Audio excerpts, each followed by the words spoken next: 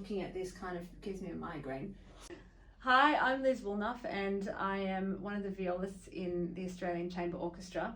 And today I am here to show you how to attempt to prepare for Bartók's 5th String Quartet, which we are all very much looking forward to on our next tour. Yeah, this is not exactly the piece that you want to start practicing a week before the first rehearsal. I personally have not played this piece before, and I'll be honest, it took me about an hour to get through the first 2 pages with varying accuracy.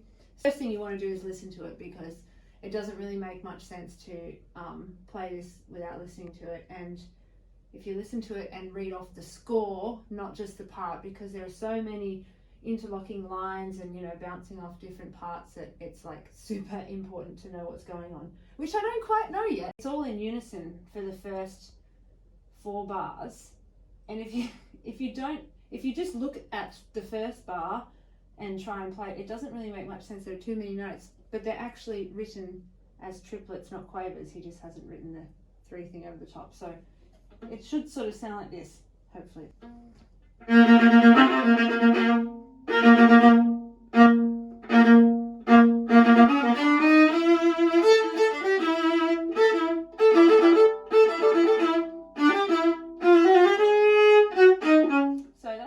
Like the only bit I can sort of play properly. But there's all these funny techniques here. So there's a certain bar here he's written quasi-gliss, but he's written the notes, but the notes have little kiles on them, so I'm assuming that means he kind of wants each note to be heard. So maybe the thing with Bartók, actually, but in this one in particular, is that the patterns tend to change a little bit. So just when you think you're on top of it, there's another one you go, oh no, I haven't learned the fingering for that one. So I have already written in a fair amount of stuff. The main sort of melody in this piece, in this movement specifically, is kind of like a weird dance. So it sounds a bit like this, hopefully.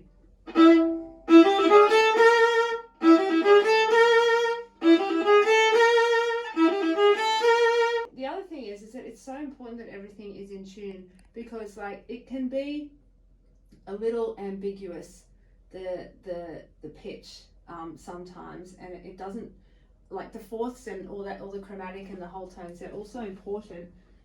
So practicing it really slowly to get it under your fingers properly, not like speed practicing, which is what I sometimes do, is definitely the way to go. Just isolating parts that look particularly terrible, like things with lots of black notes and lots of sharps and flats. Trying to recognize patterns to learn things quickly. So for example, there's this one section and it's just full of minor sevenths. First minor seventh, second,